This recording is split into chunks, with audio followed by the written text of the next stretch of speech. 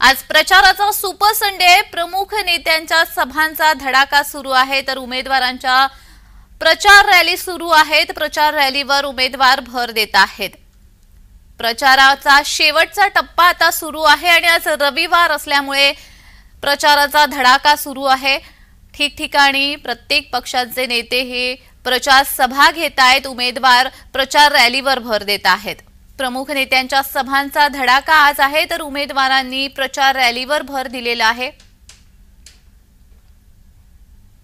उपमुख्यमंत्री देवेंद्र फडणवीस हे सकाळी नागपूरमध्ये होते। नागपूरमध्ये त्यांची प्रचार रॅली झाली तर मुख्यमंत्री एकनाथ शिंदे हे नंदुरबार दौऱ्यावरती आहेत। अजित पवार बारामतीमध्ये होते। ठिकठिकाणी या पक्षांच्या प्रमुख नेत्यांच्या प्रचार सभा असलेल्या आपल्याला पाहायला मिळत आहेत तर उमेदवार हे प्रचार रॅलीवर भर देत आहेत। प्रचाराचा शेवटचा टप्पा आता सुरू आहे। अगदी 2 ते 3 दिवसांवरती निवडणुका येऊन ठेपल्यात।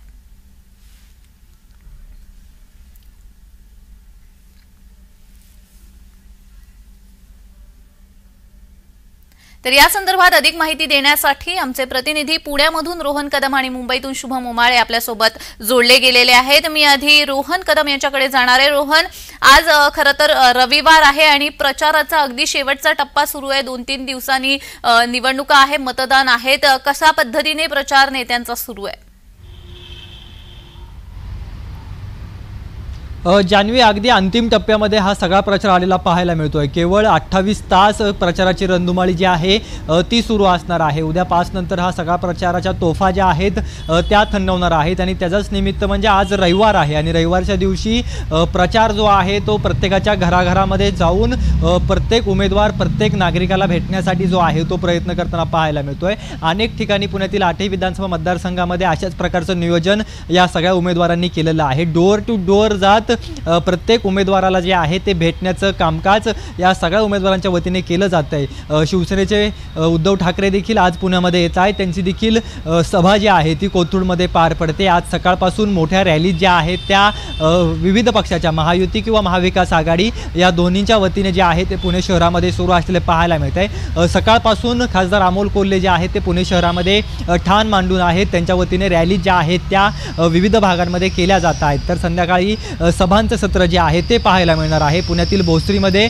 स्वतः उत्तर प्रदेशचे मुख्यमंत्री असणारे योगी आदित्यनाथ जे आहे त्यांची सभा होते। त्यामुळे रविवारचं औचित्य साधत लोक घरी असतात आणि याचा औचित्य साधत प्रत्येक नागरिकापर्यंत शेवटच्या अंतिम टप्प्यामध्ये पोहोचणं प्रत्येक उमेदवारासाठी फार महत्त्वाचं आहे आणि त्यामुळेच सध्याच्या घडीला सगळे उमेदवार जे आहेत ते मोठ्या प्रमाणामध्ये डोअर टू डोअर जात प्रत्येक नागरिकाची भेट घेताना पाहायला मिळतात। प्रत्येक नागरिकाला भेटून आपलं परिपत्रक असेल, आपण केलेली कामं असतील, आपण करणार असणारी कामं असतील ही सांगण्याचं काम या सगळ्या उमेदवाराकडून केलं जात आहे। मग यामध्ये महाविकास आघाडी देखील आहे, महायुती देखील आहे।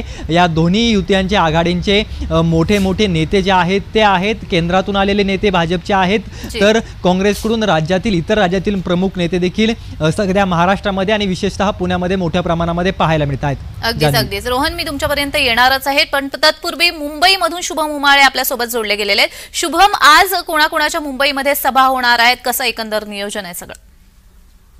जान्हवी, आपण बघू शकतो शेवटचा 1.5 दिवस जो आहे तो प्रचाराचा उरलेला आहे। आज प्रचाराचा सुपर संडे मानला जातो आहे कारण की शेवटचा हा साप्ताहिक सुट्टी जी आहे या निवडणुकीच्या काळामध्ये आलेली आहे, आचारसंहितांच्या काळामध्ये जी आहे ती आलेली आहे आणि त्याच कारणामुळे मुंबईकर जे आहेत आज आपल्या घरी असतात।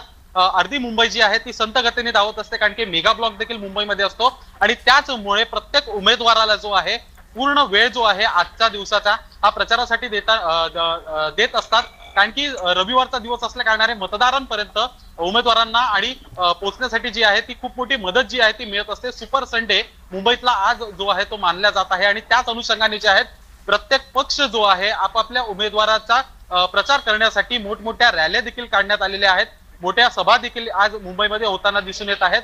एकीकडे मनसे पक्ष आहे, दुसरीकडे अपक्ष उमेदवार जे आहेत ते देखील महायुती महाविकास आघाडीला टक्कर देताना दिसून येत आहेत। मोठमोठ्या रॅली काढत आहेत, प्रचार सभा देखील होताना दिसून येत आहे आणि त्याच्याचकडे दुसरीकडे बघितलं तर महाविकास आघाडी विरुद्ध महायुती हा जो वॉर जो आहे महाराष्ट्राच्या राजकारणातला त्याचे मोठे पडसाद मुंबईमध्ये देखील पडताना दिसून येत आहेत.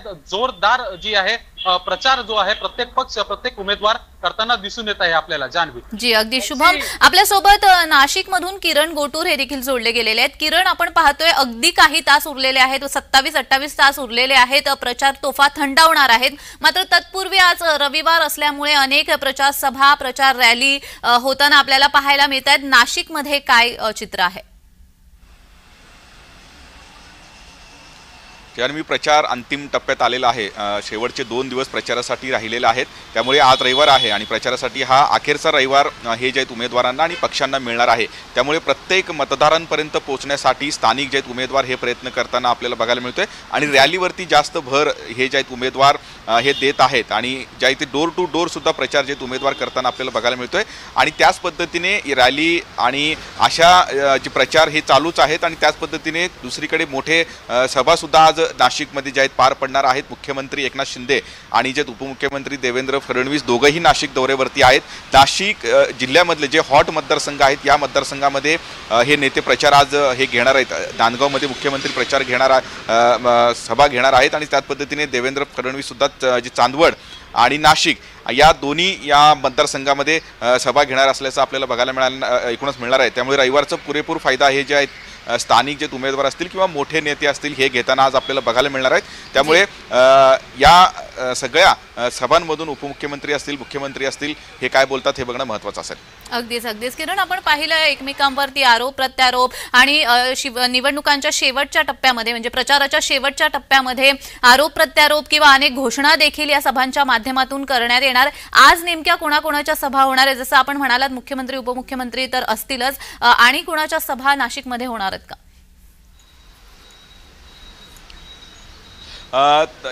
खरं तर नितीन गडकरी सुद्धा नाशिकच्या काही ग्रामीण भागामध्ये प्रचार करणार आहेत अशा पद्धतीचं माहिती आहे. आदित्य ठाकरे सुद्धा नाशिकमध्ये येतील अशाही पद्धतीचं माहिती मिळत आहे. पण हे 2 जे महत्त्वाचे नेते आहेत मुख्यमंत्री आणि जे उपमुख्यमंत्री, आपल्याला माहिती आहे की नांदगाव हा मतदारसंघ गेल्या काही दिवसांपासून चर्चेत आलेला आहे. कारण समीर भुजबळ यांनी अचानक या मतदारसंघातून अपक्ष उमेदवारी केल्याने महायुतीची डोकेदुखी वाढलेली आहे. त्यामुळे या मतदारसंघात आज एकनाथ शिंदे येत आहेत. त्यामुळे ते काय नेमकं बोलतात हे बघणं महत्त्वाचं असणार आहे. आणि चांदवड सुद्धा एक महत्त्वाचा मतदारसंघ आहे. 2 भावांमध्ये इथं संघर्ष निर्माण झालेला आहे आणि त्याच चांदवडमध्ये आज उपमुख्यमंत्री देवेंद्र फडणवीस येत आहेत. त्यामुळे इथे ते काय बोलतात हे बघणं महत्त्वाचं असणार आहे. आणि नाशिकमधले जे 4 हे मतदारसंघ आहेत विधानसभेचे, त्याही मतदारसंघांसाठी एक सभा जी आहे ते देवेंद्र फडणवीस नाशिकमध्ये घेत आहेत. त्यामुळे असे वेगवेगळे सभा आज नाशिकमध्ये पार पडणार आहेत. आणि त्याच पद्धतीने दुसरीकडे स्थानिक उमेदवार सुद्धा या प्रचार रॅली असतील किंवा डोर टू डोर प्रचार असतील अशा या एकूणच गोष्टीवरती भर देताना आपल्याला बघायला मिळतोय.